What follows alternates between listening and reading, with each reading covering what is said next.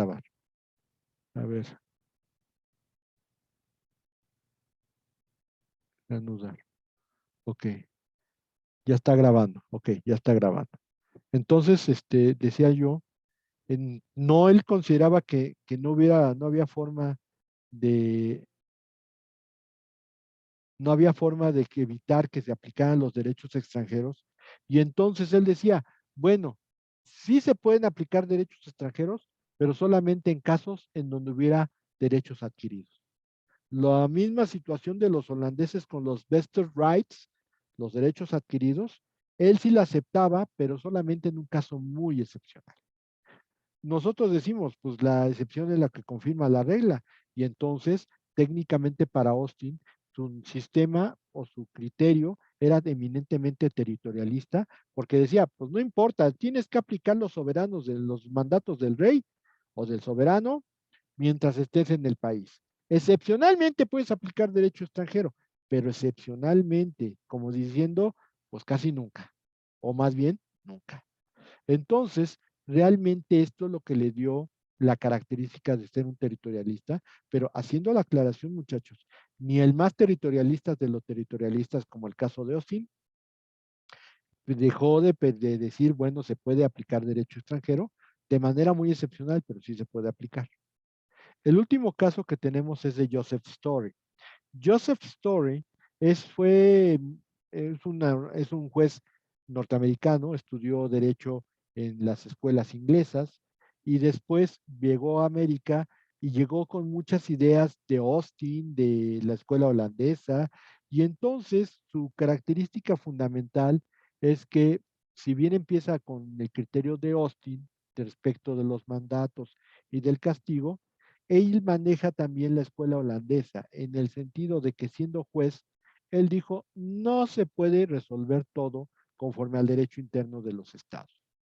Tiene que haber la posibilidad de aplicar derecho extranjero, principalmente en el área comercial, principalmente en el área comercial, y entonces se podrán aplicar derechos extranjeros si se encuentra en alguna cuestión de conflicto derechos de norteamericanos. Entonces, Story lo que hace cuando fue juez de la Suprema Corte de Justicia de Estados Unidos fue llegar a aplicar derechos extranjeros, principalmente en comercio internacional, para tratar de salvaguardar derechos que tuvieran los norteamericanos y que los hayan adquirido fuera de Estados Unidos. Por lo tanto, Story, como su nombre lo indica, pues hizo historia como principal propulsor de lo que es la tendencia autónoma. Y entonces ahí tenemos como estos precursores de las tres tendencias, pues generalmente abarcaron cuestiones relacionadas con el contenido de cada una de las tendencias. Pero eso no es todo. El caso específico es la tendencia supranacionalista, que se va a basar principalmente en dos escuelas, la internacionalista y la universalista.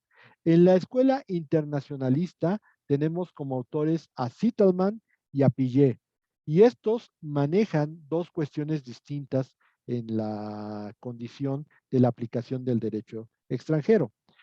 Primero, Zitelmann dice, la única forma en que se pueden resolver conflictos a nivel internacional es mediante la adopción de tratados como solución de conflictos. Tienes que adoptar tratados y por lo tanto adoptando tratados vas a poder solucionar todos los problemas derivados del derecho internacional privado. Y Pillet decía, a final de cuentas, la adopción de tratados es que los fines de la ley es la propia ley.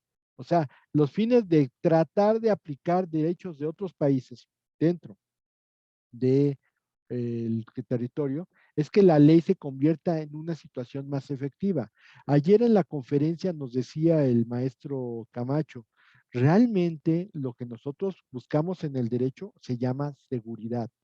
O sea, queremos que lo que tenemos sea seguro de nosotros, que no venga nadie y nos lo arrebate. Bueno, pues la idea de estos autores internacionalistas es que la única forma en que se puede preservar el derecho, pues es mediante la adopción de tratados, porque al final de cuentas, como dice Pillet, los fines de la ley es que la ley proteja a los que tienen derechos adquiridos o los que tienen un derecho conseguido en el extranjero. ¿Por qué? Es injusto, como quieran verlo, es injusto que yo nada más por el hecho de que me mueva a mi país pierda la posibilidad de ganarme $1,000,000. Ah, es que pues, te puedes ganar $1,000,000, sí, ¿cómo le hago? Ah, pues nomás no te vayas. No, pues yo necesito regresarme a mi país. No, si te vas, los pierdes. Pues, no sé justo. Si ya me los gané, ¿por qué me los impides tener? Pues es parte de la seguridad. Entonces, de alguna manera, la explicación de de la escuela internacionalista es, los problemas de derecho internacional privado se resuelven mediante tratados internacionales que lo que van a hacer es recepcionarse en el derecho interno. Se van a convertir ley. Se van a convertir en ley y por lo tanto van a resolver los problemas. De tal manera que la visión de los internacionalistas es resolver el problema en lo internacional para resolverlo en lo interno. En cambio, los universalistas, que hablan entre ellos Gita y Mancini y Gita hablan de la comunidad mundial y dicen para que la comunidad mundial pueda resolver sus problemas, es necesario determinar de alguna forma conceptos comunes para que entonces se puedan resolver los ámbitos internacionales. En cambio, Mancini dice, para que haya justicia internacional, los jueces de todos los estados deben saber cómo se manejan las figuras jurídicas de una misma figura jurídica en diversos estados para poder tener la solución en derecho internacional privado. De tal manera que, de acuerdo con esta explicación, para los universalistas, la solución empieza de adentro y después sale hacia lo internacional. De alguna manera, como diríamos, yo diría, a ver, Estados Unidos, ¿qué es para ti el matrimonio? México, ¿qué es para ti el matrimonio? Guatemala, ¿qué es para ti el matrimonio? Canadá, ¿qué es para ti el matrimonio? Y sacando ideas comunes, hacer un tratado sobre matrimonio, lo cual está muy complejo, lo cual es muy difícil. Pero a final de cuentas, en los últimos años hemos visto cómo derechos internos han podido sobresalir a ámbitos internacionales. Durante mucho tiempo, el derecho marítimo por excelencia era el derecho inglés. O sea, tú eras maritimista, pues tenías que conocer todas las leyes inglesas que hablaban sobre el mar. ¿Por qué? Porque esas leyes fueron prácticamente universales para todos los problemas derivados del derecho marítimo. De la misma manera que, por ejemplo, los mercantilistas italianos, pues muchos de ellos todavía los estudiamos en derecho mercantil porque prácticamente sus estudios rebasaron las fronteras y se convirtieron en disposiciones jurídicas en muchos países. Vamos, la definición de título de crédito en nuestra Ley General de Títulos y Operaciones de Crédito es la de Vivante, autor italiano. ¿Y qué sucede? Pues obviamente la idea de los universalistas es precisamente buscar solución en el ámbito interno para concertar normas internacionales. En cambio, los internacionalistas primero celebras normas internacionales para recepcionarlas en el ámbito interno. Hasta aquí, ¿alguna pregunta?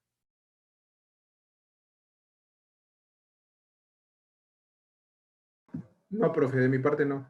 Ok, perfecto, muchas Todo bien, gracias. profe. Ok, muy bien, entonces sí se entendió, perfecto. La tendencia territorialista se va a manejar principalmente con base en países. Ya habíamos comentado por Francia, Reino Unido, Estados Unidos y Latinoamérica, donde vamos a estudiar Chile, Argentina y México. Pero vamos a llegar a Reino Unido el día de hoy, no creo que vayamos a llegar a Estados Unidos, vamos a tratar de irnos lo más rápido con Francia y Reino Unido para llegar a Estados Unidos y después saltar a Latinoamérica. Francia fue el país más territorialista que existió. Es más, pues ahí surgió el territorialismo. Y aunque surgió también el supranacionalismo, tuvo más arraigo en Francia precisamente el territorialismo. De tal manera que, por ejemplo, el primer gran autor de derecho internacional privado en México es Jean-Paul Nivoyer, que es el que está a su lado, pues no sé cómo, está a nuestro lado izquierdo en la diapositiva, Niboyet decía, una ley es territorial cuando regula todos los acontecimientos que se dan dentro del territorio y muchas veces fuera de él. Entonces, para Niboyet, pues obviamente el territorialismo era la neta del planeta, o sea, era la norma, la teoría o como quieran llamarle, el comportamiento que un Estado debía de seguir para poder llevar a cabo un manejo internacional correcto. De tal manera que ante esta circunstancia, él negaba que la aplicación de leyes pudiera darse dentro de un país cuando este país tenía todo lo necesario para resolver problemas derivados del derecho internacional privado, lo cual es una mentira. O sea, no hay un país que esté preparado para tener todas las soluciones a los conflictos internacionales. Y de alguna manera lo vamos a ver en su momento cuando veamos las interpretaciones de la norma conflictual, pues generalmente cuando tú solamente lo manejas con base en tu derecho interno, vas a tener el problema de que vas a tener una interpretación sesgada. No vas a poder aplicar bien ese derecho porque solamente lo vas a aplicar estrictamente a lo que es lo nacional. Y entonces, pues definitivamente el territorialismo no era una solución adecuada para resolver problemas derivados del derecho internacional privado. Pero Nivalle, pues siguiendo las condiciones de Story, pues Nivalle decía, a final de cuentas, no podemos ser tan cerrados y debe de existir una excepción. ¿Cuál es esa excepción? El comercio internacional. ¿Por qué? Porque si el comercio internacional causa tantos ingresos en Francia y si tienen derechos adquiridos, es necesario que esos derechos adquiridos los puedan recuperar los franceses. Y por lo tanto, yo creo que solamente hay una excepción válida para aplicar derecho extranjero en Francia y son esos derechos adquiridos con base en el comercio. O sea, por más territorialista que haya sido Niboyé, no pudo dejar de ver que necesariamente es necesario, que necesariamente se debe aplicar derecho extranjero, aunque sea solamente como una excepción. Y el otro autor que tenemos es Pierre-Louis Lucas. Louis Lucas habla de que todos los conflictos internacionales tienen tres niveles. Uno, el interés privado, que es el que compete a las partes que están en disputa. Dos, el interés nacional, principalmente si esa actividad de la cual parten digamos que inician las partes, pues rebasa lo que es el ámbito interno. Y otro, el interés internacional, porque va a involucrar a dos o más países.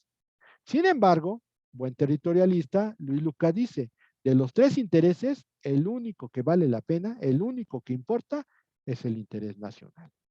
¿Por qué? Porque a final de cuentas el interés nacional es lo que le va a dar connotación al conflicto, es el que va a resolver el conflicto y va a ser necesariamente conforme a leyes nacionales. Obviamente, ahí podemos ver que técnicamente los franceses siempre manejaron un territorialismo a ultranza. Y si bien es cierto, la permisión de derecho extranjero, pues solamente se basaba en el aspecto comercial, nada más comercial y solamente comercial. Si había otros derechos adquiridos de tipo civil, no te los van a reconocer. En México no, en Francia no se reconocerían. Entonces, ahí tenemos una opinión sesgada. Es una situación en la cual yo diría, pues no es la mejor forma de resolver problemas de derecho internacional privado. Pero tenemos en Reino Unido, tenemos otra visión que es muy parecida, pero que también es muy territorialista. En Reino Unido tenemos dos escuelas, pero estas son por autores. La primera es la de Dicey y la otra es la de Cheshire. La de Dicey establece que debe de haber una aplicación del derecho extranjero restrictiva, salvo derechos adquiridos, y para eso es necesario hacer una recopilación de casos jurisprudenciales para que el juez no se salga de lo que ya han decidido otros jueces. En Estados Unidos, primero tenemos que explicar, y en Gran Bretaña, el derecho es consuetudinario y no hay leyes. ¿Cómo se aplica el derecho en Gran Bretaña? Pues generalmente lo que nosotros entenderíamos como leyes son los criterios jurisprudenciales. cada vez que un juez emite una sentencia, está sentando un criterio. Y por lo tanto, ¿quién va a ganar? El que presente el criterio más nuevo o el que tenga el criterio que se considere que tiene más razón. Y el creador de este sistema, por lo menos en derecho internacional privado, es Dicey, que se puso a recopilar todos los casos en donde había leyes involucradas y cómo lo resolvieron los jueces. De tal manera que yo siempre pongo este ejemplo. Es como si el juez fuera uno de esos caballos de carreras que si ustedes los han visto en el hipódromo, les ponen unas telitas aquí. ¿Para qué? Para que no vean más allá de lo que es su camino, para que no vean quién se atraviesa, quién no se atraviesa, sino que ellos sigan viendo hacia frente para poder concentrar su atención en la carrera. Pues aplicarle eso a los jueces, es decir, que no se salgan del carril que les marca la jurisprudencia, porque es la única manera en que se pueden resolver los casos. Podemos estar de acuerdo o no podemos estar de acuerdo con eso, pero definitivamente así es la forma en que se han resuelto muchos casos en Reino Unido. Sin embargo, Cheshire, también autor inglés, pues él decía que no era posible hacer eso. Cada caso, decía, debe de ser aplicado por un juez en condiciones de libertad. Es decir, se tiene que dar libertad a los jueces y que los jueces decidan si el antecedente jurisprudencial es indicado o si es necesario asentar una nueva jurisprudencia. Pero, a diferencia de Dicey, él decía, pues hay que darle libertad a los jueces, pero la aplicación de normas de derecho internacional privado se tiene que dar caso por caso. Y obviamente pues, no está de acuerdo en que se recopilen los antecedentes jurisprudenciales porque dice, a final de cuentas, cada caso es nuevo. Pero también es muy recalcitrante en el sentido de que se tienen que resolver conforme a las ordenanzas y a las costumbres inglesas. Dicho de otra manera, pues no te puedes salir a otro lugar más que aplicando el derecho inglés en la mejor medida que puedas. Por lo tanto, si bien es cierto tienes libertad, a lo mejor lo puedes ver con nuevos ojos, con otros ojos, los casos, pero no te tienes que salir del ámbito del derecho inglés. Cualquiera de los dos son territorialistas. Dicey, pues decía, tú te tienes que concentrar en estos antecedentes ingleses y por lo tanto, esa es ley inglesa, por lo tanto, no te puedes salir de aquí. Cheshire decía, bueno, no, le tienes que dar libertad, no le puedes poner límites, pero pues, tampoco puedes aplicar derecho como tú quieras, sino que tienes que ser aplicar el derecho inglés más que lo más importante, lo que más puedas. Los dos igual manejan derechos adquiridos en el comercio, o sea, como única excepción para aplicar derechos extranjeros. North y Fawcett, que son otros autores dentro de la escuela inglesa, nos dicen que el derecho extranjero es contrario al common law y por lo tanto el derecho inglés debe ser privilegiado sobre el derecho extranjero. De tal modo que si ustedes lo ven, estos Fawcett, North y Fawcett son, digamos, abogados más recientes, pero sin embargo, el problema es que ellos consideran que el derecho inglés no debe de ser violado, no puede ser violentado por el derecho extranjero. Y entonces, ante esta circunstancia, pues yo obviamente tenemos que el derecho inglés es territorialista, pero a más no poder. Difícilmente se podría aplicar criterios distintos porque, como dice aquí en el último punto de Cheshire, el límite es la soberanía. Si tú aplicas derechos extranjeros, a lo mejor estás violando la soberanía inglesa. Y por lo tanto, técnicamente, estos países son netamente países territorialistas. Así las cosas, así las cosas, nos encontramos con que el territorialismo sí ha afectado a muchos países. No es una idea nueva. Hoy cada día se dan más situaciones en las cuales el territorialismo se pierde en algunas condiciones, principalmente derecho conflictual, derecho de modificaciones conflictuales. Y vamos a ver cómo llegaron a ser tan nefastas como la que se llevó en México hasta antes de las reformas del 88. Pero eso va a ser situación que veremos el próximo lunes.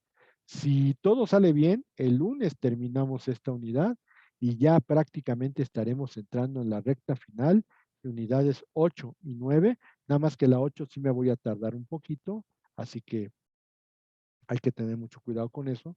Y la 8 yo creo que nos aventamos una semana y media. Por eso es muy importante porque la próxima semana ya es la penúltima de este mes y empezamos ya junio.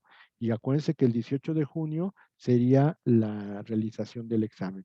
Y sobre todo, algo muy importante, yo quiero ver si puedo avanzar por lo menos más del 70% de la 9. Si la termino, genial, pero por lo menos tratar de avanzar lo más que pueda de la 9. No porque les vaya a preguntar en el examen, yo creo que vamos a dejarla en el tema 8, pero es necesario que conozcan los conflictos de competencia judicial porque de eso comemos los abogados. Entonces, hay que tratar de apurarnos, por eso me estoy mandando un poquito con las clases estos días, pero créanme que estamos avanzando bien y si todo sale bien, a lo mejor hasta podemos adelantar el examen por ahí por el fin de semana de el 12, a ver si podemos adelantarlo para esa fecha. Pero de todos modos, estamos pensando en que nuestra fecha de examen será el miércoles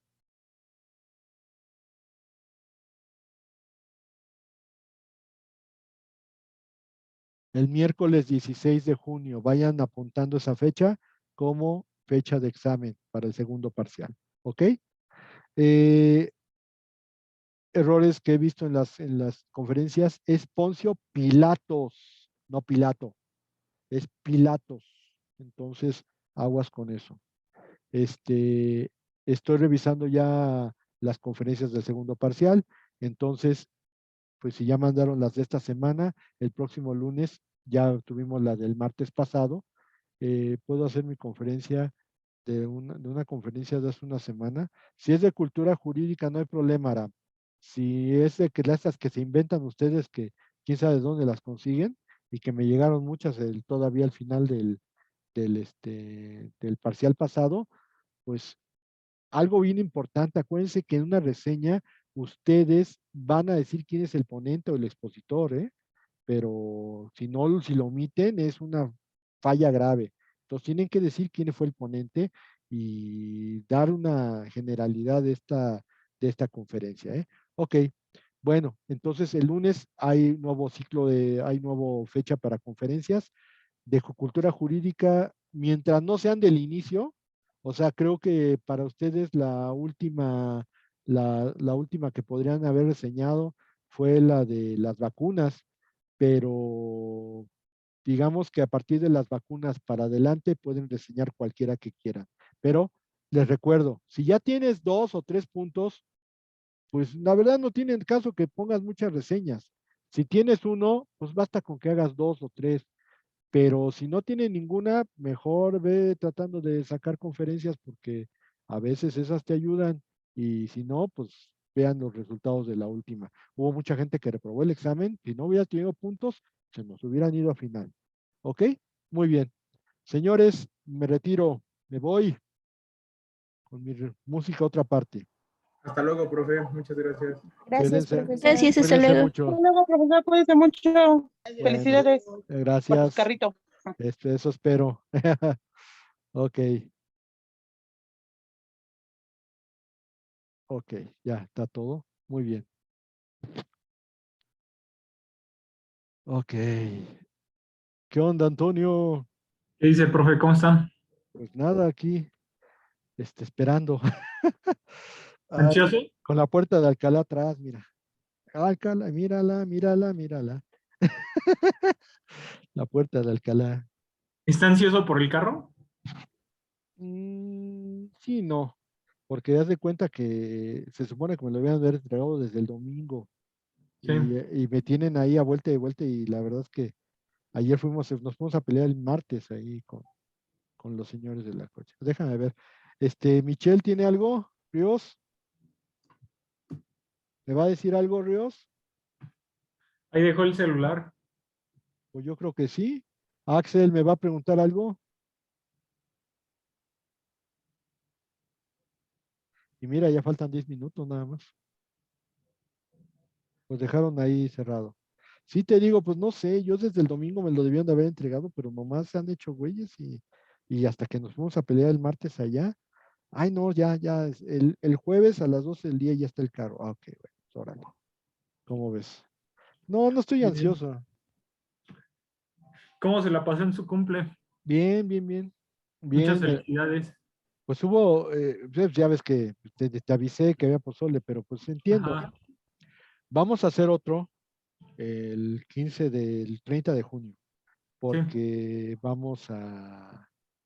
se queda mucha gente sin pozole, pues se nos acabó, ma. Entonces mi mujer me dijo, no, pues vamos a hacer otra vez. Bueno, pues órale. Y ya invitamos a los que no pudieron. Y entonces, O pues, sea, fueron y ya se y se acabó. acabó, no ni nos quedó ni para nosotros. Ento- Rayos. Entonces, vamos a volver a hacer, pero eso yo creo que será hasta por fines de este mes.